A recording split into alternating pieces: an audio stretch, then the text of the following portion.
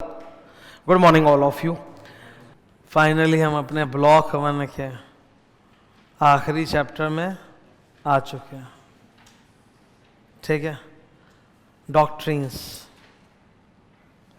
ये देखो इधर ब्लॉक 1 में 5 चैप्टर था ना, 1 2 3 4 डन है। अब लास्ट कौन सा चल रहा है अपना? Doctrines, 5 number. कितने डॉक्ट्रिन्स है तुम्हारे सिलेबस में? दुनिया में बहुत है, तुम्हारे सिलेबस में 4 है। एक बार यहाँ से नाम याद करो तो, डॉक्ट्रिन ऑफ ऑल्टर ईगो। हाँ, दूसरे स्टूडेंट का कमेंट आया, शाश्वत सर नहीं बनवाया था। हाँ ठीक है, नहीं बनवाया।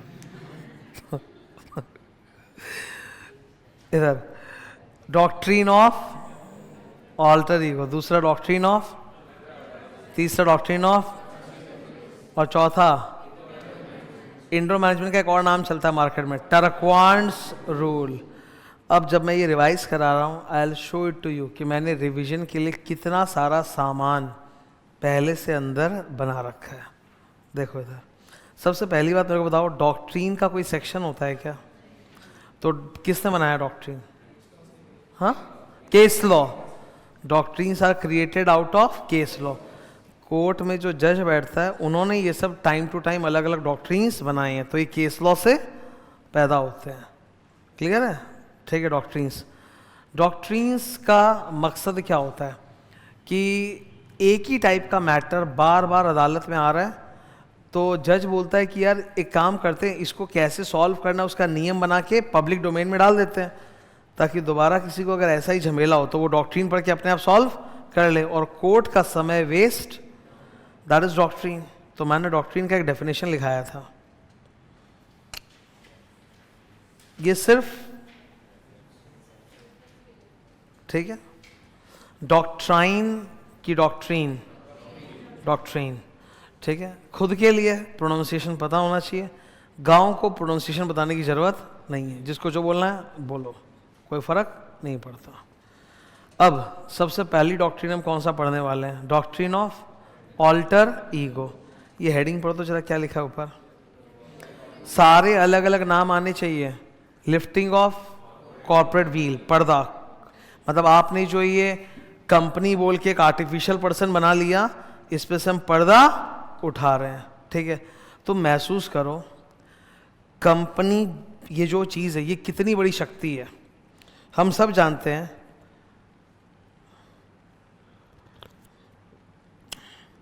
Only feminine gender can create a new life. ठीक है, ये तुम आज महसूस नहीं करोगे, मतलब पता है तुमको, पर वो फील वाला बात होता है ना। ठीक है, मैंने क्या नोटिस किया है, वो जो घर में टिंकू पिंकू लोग घूमते रहते हैं ना, मम्मी अगर उन लोगों को डांट दे, मतलब मेरी वाइफ अगर उनको डांट दे, मार दे, कूट दे, थप्पड़, और मेरी वाइफ इस मामले में बहुत वायलेंट है, वो थप्पड़ भी मार देती है। इतना छोटा साइज का प्राणी, उसको एक पड़ाका भी पड़ जाता है कस के, तो भी वो लोग मेरे पास नहीं, वो मम्मी के पास ही घुसेगी, सॉरी करके, मतलब वो, मतलब समझ गया, सेटल मामला। पर हम अगर हल्का सा बोल भी दें, हम मतलब पढ़ाई कर लो, डांट क्यों रहा है, ये होता है फादर का रिलेशनशिप। तुम में से कितने जन हो गए जो बचपन में बहुत सूटे गए हो गए मम्मी से? याद नहीं है, पर बाप ने अगर कभी मारा होगा तो उंगली पे याद है, 3 बार मारा है जीवन में मेरे को, समझ रहे हो? तो तुम देखो, मैं obviously I can not create life directly, मैं तो प्रेग्नेंट खुद हो नहीं सकता, पर भारत सरकार ने ताकत दी है कि मैं आर्टिफिशियल पर्सन पैदा कर सकता हूँ। मैंने LLP पैदा किया, मैंने 2-3 कंपनियां भी पैदा की हैं। ठीक है, वो क्रिएट करने का मेरे पास पावर है। Government has given me the right, irrespective of my gender, to create artificial persons. एक सेपरेट पर्सन है कानून की नजरों में, जिसका पैन अलग, जिसका GS टिन अलग, जिस पे लीगल केस भी अलग होगा। ये पावर गवर्नमेंट ने दिया है, you can create an artificial person. समझ में आ रहा है? लेकिन अगर आपने फ्रॉड पर्पस के लिए, धोखाधड़ी के लिए आर्टिफिशियल पर्सन क्रिएट किया है, तो सरकार उसको मानेगी नहीं। फिर सरकार बोलेगी वो अलग नहीं है, वो तुम ही हो, वो आर्टिफिशियल पर्सन अलग नहीं है, वो तुम ही हो। जैसे सपोज मैं मिस्टर सिद्धार्थ अग्रवाल, मेरी कंपनी एक है, ठीक है, एक बार ऐसो सिद्धार्थ अग्रवाल कंपनी ऐसे, ठीक है। Technically legally they are two separate persons, इसकी लायबिलिटी अलग, इसकी एसेट्स अलग, मेरी लायबिलिटी मेरे एसेट्स अलग। लेकिन अगर मैंने ये फ्रॉड पर्पस के लिए बनाया है तो गवर्नमेंट बोलेगा तुम लोग दो नहीं हो, तुम लोग, मतलब उसकी जितनी भी लायबिलिटी सब मेरे माथे पे आ जाएगी और मेरी लायबिलिटी क्या बन जाएगी, unlimited. That is lifting of, lifting मतलब तुम लोग दो हो ही नहीं, बीच से पर्दा हट गया, तुम लोग दोनों एक ही हो। You are alter ego of one another. Alter ego का मतलब होता है हम लोग दो नहीं, हम लोग एक ही हैं। मैंने कॉमिक्स का एग्जांपल लिया था ना, Superman Clark Kent, Batman Bruce Wayne, Peter Parker Spiderman, ये एक ही तो व्यक्ति है ना, अलग अलग नहीं है। तो जब दो अलग अलग इमेज पोर्ट्रे हो रहा है पर व्यक्ति सेम है, उसको बोलते हैं ऑल्टर ईगो। क्या बोलते हैं, ऑल्टर ईगो। तो इसीलिए इसका नाम पड़ गया doctrine of alter ego, lifting of corporate veil. अब मैंने बोला था कि इसको जब तुम लिखने जाओगे तो बुक का राइटर बहुत गंदा है, मैंने अपना बना के डाला है। ये दिख रहा है ब्लू बॉक्स, ये मेरा राइटर बनाया हुआ है ना, ये याद करेंगे और यही लिखेंगे। आओ पढ़ लेते हैं, डॉक्ट्रिन को एक्सप्लेन करो। Number 1, usually the company and the members are considered separate legal entity. Separate legal entity का मतलब company has a distinct and separate identity from its members. However when a company is created for fraud purposes, then the court shall disregard the separate legal entity status. The company and the members will consider one and the same, and therefore all the liabilities of the company will devolve upon the members and the liability of the members will become unlimited. Summary का भी short summary. Number 1, court disregards the separate legal entity status, and number 1, the liability of the members become. सैलोमोन वाला जो case है वो इस doctrine का example है कि एंटी एग्जाम्पल। यहां पे सोलोमन जीत गया था, कोर्ट ने बोला भाई दो अलग अलग आदमी हैं और उसको पैसा दिलवा दिया था, क्रेडिटर बेचारे रो रहे थे। अब ऐसा हो पाएगा क्या, अब बदल गया, अब उल्टा हो जाएगा सीधा, ठीक है। Give us few examples of fraudulent situations where this doctrine can be applied. Number 1, खाली ये पढ़ो, हरे रंग को पढ़ना। नंबर 1, अगर आप अलग अलग कंपनी बना के टैक्स इवेजन कर रहे हो तो गवर्नमेंट क्लबिंग कर देगा पकड़े पूरा, ठीक है। नंबर 2, क्रेडिटर्स को धोखा देने के लिए आपने कंपनी खोली है, नहीं चलेगा, सोलोमन ने यही किया था ना। नंबर 3, दुश्मन देश के नागरिकों ने अगर हमारे देश में कंपनी खोल भी ली तो भी वो दुश्मन कंपनी मानी जाएगी और उसको अपने बंद कर देंगे। पहली बात तो दुश्मन देश का नागरिक खोल नहीं पाएगा। Do you think Pakistani citizens will be allowed to start a company in India? भाई जो सब्सक्राइबर्स होते हैं उनका पूरा आधार वाधार जाता है, कैसे इनकॉर्पोरेट करेगा वो यहाँ पे आके, करने ही नहीं मिलेगा। पर अगर कर दिया तो उसको सरकार बंद कर सकती है, ठीक है। 4 नंबर, अगर आपने dummy company, fake company, shell company खोला है जो खाली पेपर पे सब कर रहा है, अंदर में कोई काम है नहीं, जस्ट लाइक डमी आर्टिकलशिप, तो उसको भी बंद कर दिया जाएगा। अगर आप वेलफेयर लेजिस्लेशन जो सरकार ने बनाया है, मतलब वेलफेयर लॉ वो लॉ होता है जो गरीब तबके के लिए, कमज़ोर तबके के अपलिफ्टमेंट के लिए बनता है, अगर उसको अवॉइड करने के लिए आप कोई प्रपंच कर रहे हो तो उसको भी सरकार क्या कर देगी, वॉइड, वो कंपनी भी फिर मानी नहीं जाएगी। Last, for protecting public policy, okay. अब मेरे सामने क्या है,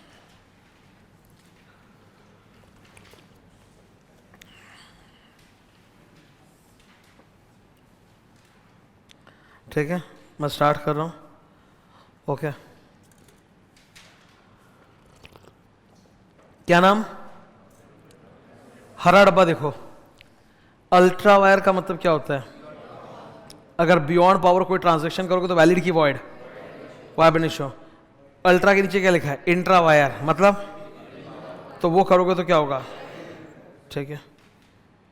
अगर डायरेक्टर्स कभी भी कोई नया धंधा करना चाहते जो ऑब्जेक्ट क्लॉज में नहीं है तो कैसे करना चाहिए, पूछ के, आप लोग को बुलाओ, ऑब्जेक्ट क्लॉज चेंज करो, एसआर पास करो, फिर कर लो, तब चलेगा। अगर बिना पूछे करेंगे तो वो क्या होगा, and who will be liable, directors, ठीक है। कंपनी के पावर्स क्या क्या होते हैं, ये कहां कहां लिखा है। Number 1, main object. Number 2, number 3, कुछ कुछ चीजें कंपनीज एक्ट में भी लिखी है कि ये हर कंपनी कर सकती है, तो उसको आपको मेमोरेंडम में लिखने की जरूरत नहीं है। अल्ट्रा वायर्स का मतलब beyond power. Ultra vires transaction या कॉन्ट्रैक्ट करोगे तो क्या होगा, void app. What is the implications of ultra vires act, very good, 5 points, read. Number 1, अगर आपने कोई अल्ट्रा वायर एग्रीमेंट किया तो उसका क्या क्या होगा। नंबर 1, अदालत में केस नहीं हो सकता, वो कॉन्ट्रैक्ट है ही नहीं। नंबर 2, आउटसाइडर बचेगा नहीं। आउटसाइडर आउटसाइडर ये नहीं पूछता कि हमको तो नहीं पता था कि कंपनी ये नहीं कर सकती है। Memorandum and articles are public documents, कोई भी डाउनलोड करके पढ़ सकता है। डॉक्ट्रिन ऑफ कंस्ट्रक्टिव नोटिस, तो आउटसाइडर ये नहीं पूछता, हमको नहीं पता था कि आउटसाइड द बिजनेस है। कंस्ट्रक्टिव नोटिस वाला अगला डॉक्ट्रिन लग जाएगा उस पर। 3 नंबर, कौन मरेगा?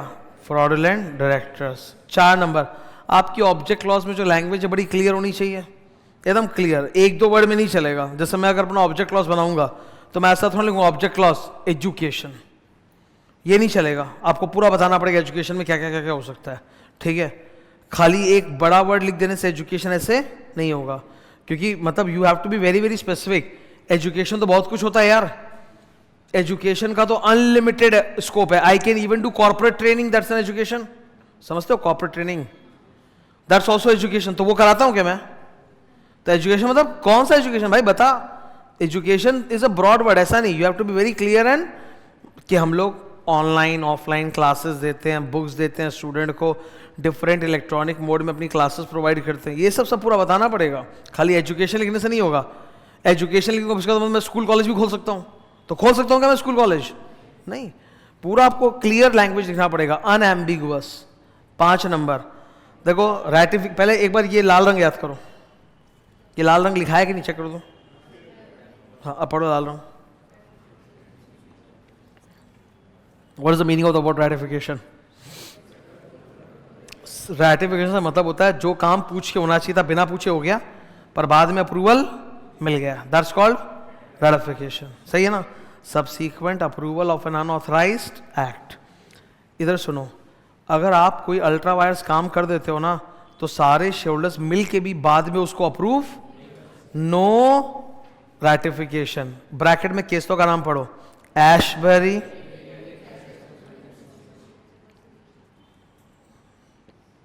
अब ये केस लो आ गया मेरे सामने, केस लो का हेडिंग पढ़ो फिर से। काम इनका था ये रेलवे वगैरह इसका, और ये लोगों ने फाइनेंसिंग का कॉन्ट्रैक्ट कर दिया। कॉन्ट्रैक्ट होने के बाद एशबरी खुद पीछे हटना चाहता है कि नहीं सॉरी गलत हो गया, हम फाइनेंसिंग नहीं करेंगे। तो सामने वाला जिसको लोन मिल रहा था वो तो लड़ेगा कि आप तो बोले थे पैसा लगाओगे, आपके में लिखा हुआ भी कि आप लोग जनरल कॉन्ट्रैक्टर हो। तो कोर्ट ने बोला जनरल कॉन्ट्रैक्टर के पहले क्या लिखा है? तो इसका मतलब है general contract related to engineering, not related to financing. इसको पता है एक नाम मैं तुम लोग को भी बता देता हूं, एजुस्डम जेनरस। क्या बोला मैंने? एजुस्डम जेनरस। एक दिन मैं पढ़ाऊंगा सिलेबस में, सुन लो मेरी बात को। अगर आपके सामने 3-4 शब्द लिखे हैं, शुरू के जो शब्द हैं वो बड़े स्पेसिफिक हैं उन, और वो एक ही टाइप के हैं, और लास्ट में आपने एक जनरल वर्ड लिख दिया, तो the general word will take its colour from the preceding word. ठीक है? Let me give you one example. Government has imposed a ban on the import of gunpowder, ammunitions and other goods। ठीक है? Government has imposed a ban on the import of gunpowder, ammunitions and other goods। अच्छा, gun powder और ammunition specific word है कि नहीं है? और तीनों एक ही टाइप के ना, हथियार टाइप्स। तो अब अदर गुड्स का मतलब दूध तो नहीं हो सकता, रेडियो तो नहीं हो सकता, इलेक्ट्रॉनिक अप्लायंस मोबाइल तो नहीं हो सकता। Other goods is a general word जिसके पहले 3 स्पेसिफिक वर्ड्स है।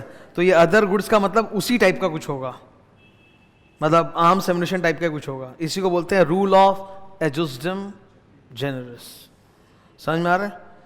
ठीक है? तो कोर्ट ने वही बोला भाई पहले क्या लिखा था कि मैकेनिकल इंजीनियर, तो ऑब्वियसली जनरल कॉन्ट्रैक्टर भी उसी टाइप का होगा, कुछ रैंडम जनरल कॉन्ट्रैक्टर नहीं कि आप कोई भी कॉन्ट्रैक्ट कर लो। तो फाइनेंसिंग का कॉन्ट्रैक्ट अगर इन्होंने कर भी लिया तो भी वो वॉइड है, पीछे हट सकते हैं। तो ऐशबरी जीत गया था केस।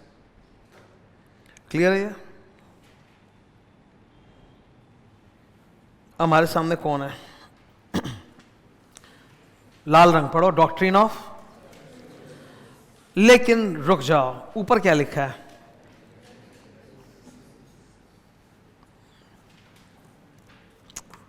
पहले डॉक्ट्रिन पढ़ेंगे कि वो सीक्वेंस फॉलो करेंगे? Go to 10।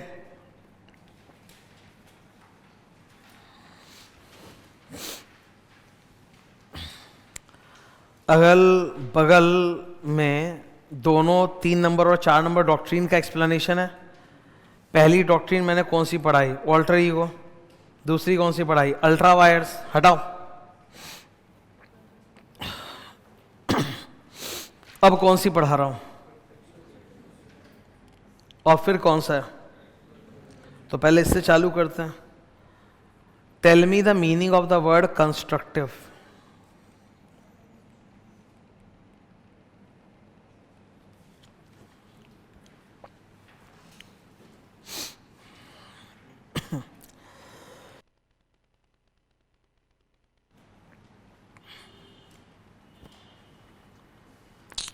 कंस्ट्रक्टिव वर्ड का मतलब और नोटिस वर्ड का मतलब, नॉलेज का यहां पर मतलब बुद्धि नहीं होता है। नॉलेज का मतलब होता है जानकारी, इंफॉर्मेशन। ये बात मेरे नॉलेज में थी, ठीक है। तो नॉलेज मतलब जानकारी। तो क्या लिखा है पढ़ो, डॉक्ट्रिन ऑफ डीम्ड नॉलेज, मतलब कि हम मान लेंगे कि आउटसाइडर को पता था। क्या पता था उसको, कि कंपनी कौन सा धंधा कर सकती है और कौन सा नहीं, क्योंकि ये ऑब्जेक्ट क्लॉज मेमोरेंडम में होता है। मेमोरेंडम आर्टिकल पब्लिक डॉक्यूमेंट है, कोई भी मांग के पढ़ सकता है। तो ये डॉक्ट्रीन आउटसाइडर को बेनिफिट देती है कि उसके खिलाफ है, खिलाफ है। पॉइंट नंबर 1 राज। नंबर 2, इस डॉक्ट्रीन का फंडामेंटल बेस क्या है, कि मोआ ओआ आर पब्लिक और कोई भी मांग के पढ़ सकता है। अब डॉक्ट्रीन का एकदम मतलब बताओ सिंपल भाषा में, स्टार पढ़ना 3 नंबर सब कोई। An outsider entering into an unusual transaction must read MOA AOA to check that the transaction is within the powers of the company. ठीक है, क्लियर है। अच्छा, मैं अगर किसी कंपनी से नॉर्मल ट्रांजैक्शन करूंगा तो मुझे उसका मोआ ओआ पढ़ने की जरूरत नहीं है। तुम लोग मेरे पास आके क्लासेस लिए थे, तो क्या तुमने मेरे एलएलपी का डाउनलोड करके पढ़ा था क्या? नहीं। तुम बोलोगे सर कंपनी का नाम क्या था? Classes. I am known for doing what? Classes. और तुम मेरे पास क्या पढ़ने के लिए आए? क्लासेस। तो सब तो यूजुअल एक्टिविटी है ना, तो उसके लिए ज़रूरत नहीं है। हाँ, अगर तुम्हारा मेरे से कुछ अलग कॉन्ट्रैक्ट होता, तुम मेरे से प्रॉपर्टी खरीदने आए हो, ठीक है, तब तुम देखोगे ना कि मेरे मेमोरेंडम में प्रॉपर्टी बेचने वाला पावर है कि नहीं है। अच्छा, मान लो कि तुम एक बिल्डर से प्रॉपर्टी खरीदने जा रहे हो, उसका मेमोरेंडम पढ़ोगे? सर क्या है वो आदमी, क्या करता है? बिल्डिंग में तो यूजुअल काम है, उसके लिए उसका मोआ हुआ थोड़ा ना पढ़ना पड़ता है यार, ठीक है। What is the exception of constructive notice? Actually ये झूठा एक्सेप्शन है ना, पर फिर भी डॉक्ट्रीन, इस डॉक्ट्रीन का एक्सेप्शन है सामने वाला डॉक्ट्रीन, TIM फुल फॉर्म। ये पूरी कंस्ट्रक्टिव नोटिस वाली डॉक्ट्रीन मेनली किस चीज के ऊपर है? Object clause. अब बगल में ये आओ, कौन है? Indoor management. इंडोर मैनेजमेंट का में बोलता है कि कंपनी अपने घर के अंदर घुस के क्या कर रहा है वो बाहर वाले को पता नहीं चलेगा।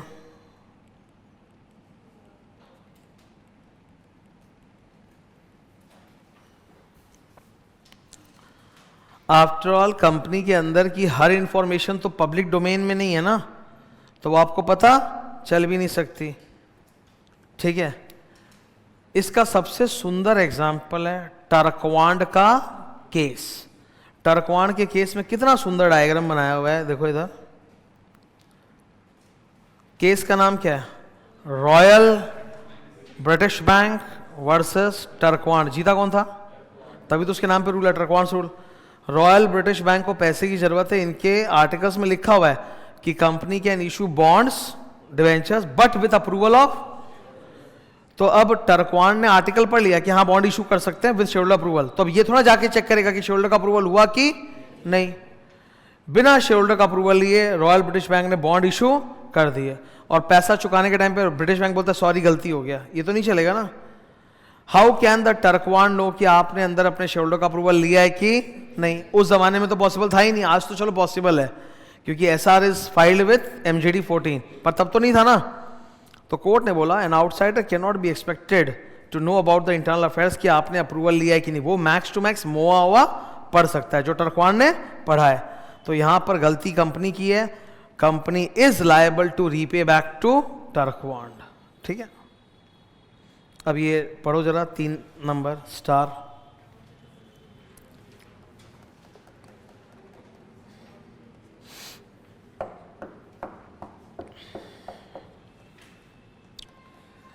इसके कितने एक्सेप्शंस हैं? Very good. ये बेसिकली किस मुद्दे से डील करता है? सर ये ऑब्जेक्ट क्लॉज से डील नहीं करता है, ये डील करता है कि आपके मोआ में कोई लीगल प्रोसीजर है जो आप लोगों ने फॉलो नहीं किया, जैसे शेयरहोल्डर अप्रूवल नहीं लिया, उस पे दोनों का ना मुद्दा ही अलग है, तो ऐसे कंपेयर करने का कोई सेंस है नहीं, पर यही परंपरा है इसलिए कर रहे हैं हम लोग। अब आप किस में जाओगे? डॉक्ट्रिन ऑफ इंडो मैनेजमेंट, ठीक है। पर मैं यहाँ पे एक बार कंस्ट्रक्टिव नोटिस खत्म करा के इंडो में जाता हूँ सीधा। कंस्ट्रक्टिव नोटिस का नीचे का राइटअप, ये देखो येलो बॉक्स में थोड़ा सा टेढ़ा है, तो मैंने उसका सिंपल राइटअप बना दिया ना ग्रीन बॉक्स में, ये याद करेंगे हम लोग। अब ये इंडोर मैनेजमेंट या टर्कवांड रूल, इसका डायग्राम क्लियर, ये तो अभी मैंने समझाया। केस का नाम याद रखना है, Royal British Bank versus Turquand, very good. Again इसका भी समरी देखो, इस पूरे केस का मैंने ब्लू कलर में बना के डाला है तुम्हारे लिए, ठीक है। एक एक करके पढ़ते हैं। सबसे पहले meaning of the doctrine, green colour को पढ़ो। Outsiders dealing with the company, ठीक है। Though are suppose to have satisfied themselves regarding the competence of the company to enter into propose contract. कहने का मतलब क्या कंपनी ये वाला ऑब्जेक्ट के लिए कॉन्ट्रैक्ट कर सकता है कि नहीं, अल्ट्रा वायर है कि intra vires, yet they are entitled to assume as far as the internal compliances of procedure is concerned, कि वो कंपनी ने प्रॉपर्ली किया होगा, हमको अंदर का इंटरनल प्रोसीजर देखने की जरूरत नहीं है। They are bound, outsiders are bound by the registered document MOA and AOA, कि कम से कम देख लो कि कॉन्ट्रैक्ट जो कंपनी के ऑब्जेक्ट क्लॉज में है कि नहीं, पर उससे ज्यादा कुछ करने की हमारी ड्यूटी नहीं है, ठीक है। ये है टर्कवांड्स रूल। टर्कवांड रूल के 5 एक्सेप्शंस है। पहला एक्सेप्शन, एक बार पहले सुनो, Turquand rule gives benefit of doubt to the outsider, कि उनको क्या पता होगा कि अंदर क्या हो रहा है, बट 5 केसेस है जब आउटसाइडर को बेनिफिट नहीं मिलेगा। नंबर 1, आउटसाइडर को पता था कि अंदर गड़बड़ हुआ है, हम प्रूव कर सकते हैं ही हैड नॉलेज ऑफ, या फिर आउटसाइडर नेग्लिजेंट है, या फिर जो ट्रांजैक्शन उसने किया वो है ही इलीगल, अवॉइड एब इनिशियो, तब तो वैलिड हो ही नहीं सकता। नंबर 4, उसने कंपनी के किसी क्लर्क के साथ सौदा कर लिया जो outside the scope of authority है, तो वैलिड एंड बाइंडिंग नहीं है, ठीक है। Last, forgery. फॉर्जरी में हमेशा 2 आंसर लिखने हैं, traditional answer, traditional answer. Forgery means nullity, null and void, मतलब कंपनी का कोई केएमपी अगर कोई एग्रीमेंट साइन भी कर ले तो उसकी कोई वैल्यू नहीं है, नल एंड वॉइड, नकली साइन किया उसने, फॉर्जरी किया है, तो नल एंड वॉइड, यानी आउटसाइडर को बेनिफिट नहीं मिलेगा, जो कि गलत है। तो मॉडर्न आंसर क्या है? केसों का नाम याद करो, श्री कृष्ण वर्सेस, इसमें बोला कि if an outsider has relied upon the ostensible authority of the person, apparent authority of the officer of the company who is signing on behalf of the company, then the outsider will be given the benefit of this doctrine and the company will be liable. ये example देखो इसका, company के एक officer ने share certificate वगैरह sign करके दिया outsider को। शेयर सर्टिफिकेट 2 साइन पड़ता है ना, अगर आपके पास सीएस है तो सीएस एंड डायरेक्टर, वरना 2 डायरेक्टर। तो ये बंदा कंपनी का लेट से सीएस है, तो अपना साइन तो कर दिया और एक डायरेक्टर का नकली साइन मार दिया, गलत है ना। अब यार गलती इसकी, हमको क्या पता चलेगा कि ये छोटा है, तो इसमें हमको बेनिफिट मिलेगा, because this person has got ostensible authority. Ostensible मतलब एपरेंट अथॉरिटी। आज जैसे सोचो तुम मेरे कोचिंग सेंटर में आ रहे हो, मैं टीचर हूँ, I have clearly ostensible authority over each and everything, I am the owner, है ना, तो इसी को बोलते हैं ऑस्टेंसिबल, एपरेंट अथॉरिटी, पता है कि हाँ यही आदमी पावरफुल है। आज एक बार सोचो जरा, अगर कोई बाहर वाला आ जाए, ठीक है, तो बाहर वाला ढूंढेगा हु इज इन चार्ज, तो तुमको तो नहीं देखेगा वो, किसको देखेगा? अगर मैं यहाँ पोडियम पे खड़ा होकर पढ़ा रहा हूँ, मतलब मैं टीचर, तो मुझे ही देखेगा ना कि आई हैव एपरेंट, देखने से लग रहा होगा हाँ यही आदमी के पास पावर है, यही हैंडल करेगा, ये लोग तो हैंडल नहीं कर सकते, तो उसको बोलते हैं एपरेंट, ऑस्टेंसिबल अथॉरिटी। तो if the officer of the company who has committed the act of forgery with an outsider, then बेचारे आउटसाइडर की गलती नहीं है। ये क्रिश्चियन वर्सेस मंडल ब्रदर्स में लिखा है। पर हम क्या करें सर, हम दोनों लिखेंगे एग्जाम में, ये भी और ये भी, हम रिस्क नहीं ले सकते। डॉक्ट्रिन्स खत्म। नेक्स्ट 3 छोटे छोटे टॉपिक्स हैं।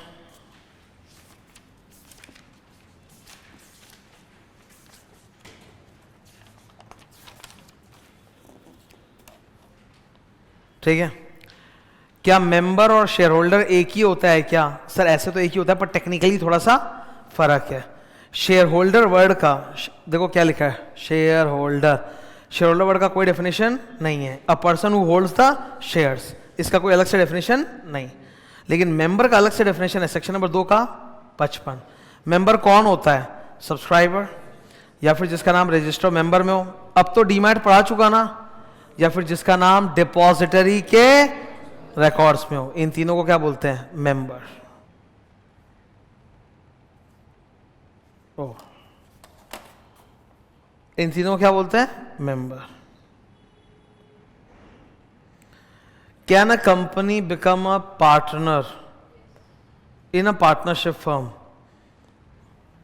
Point number 1, partnership act 1932 section 4 में बोला है कि पार्टनरशिप फर्म बनाने के लिए 2 और मोर पर्सन चाहिए। ये नहीं बोला नेचुरल चाहिए। तो even an artificial person can be a partner, तो company can be a partner. Number 2, in a partnership firm all partners have unlimited liability. तो what about the company partner?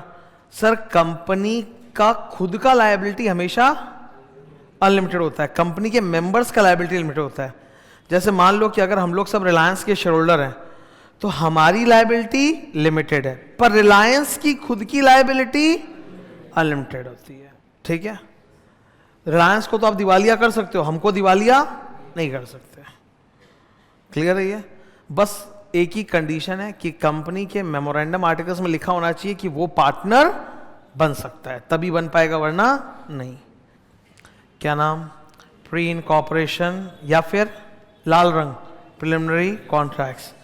इसमें yellow yellow पढ़ना ही नहीं है ना, सीधा नीचे आओ। देखो ये मिला कंपनी को सर्टिफिकेट ऑफ, तो सर्टिफिकेट ऑफ इनकॉर्पोरेशन मिलने के पहले कंपनी जो भी कॉन्ट्रैक्ट करती है वो क्या कहलाता है? Pre incorporation contract. वो कौन साइन करता है? प्रमोटर विथ आउटसाइडर, तो प्रमोटर इज लायबल। अब इनकॉर्पोरेशन के बाद कंपनी क्या करती है? नोवेशन, नया कॉन्ट्रैक्ट बनता है, सब्स्टिट्यूट द ओल्ड कॉन्ट्रैक्ट, तो फिर कंपनी और आउटसाइडर में नया कॉन्ट्रैक्ट बनता है। नाउ कंपनी बिकम्स लायबल और प्रमोटर की लायबिलिटी खत्म। अगर इनकॉर्पोरेशन के बाद नया कॉन्ट्रैक्ट नहीं बना तो who continues to remain liable? Promoter. आप प्री इनकॉर्पोरेशन कॉन्ट्रैक्ट का नोवेशन कर सकते हो, ऑल्टरेशन, अडॉप्शन, रैटिफिकेशन, सिर्फ नोवेशन। ठीक है, ये पढ़ो यहां पर 3 नंबर। आफ्टर इनकॉर्पोरेशन नए कॉन्ट्रैक्ट बनते हैं between company and outsider, thereby relieving the promoters and substituting the old contract.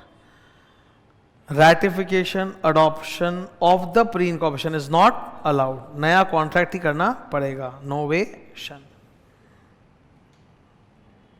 खत्म। Thank you.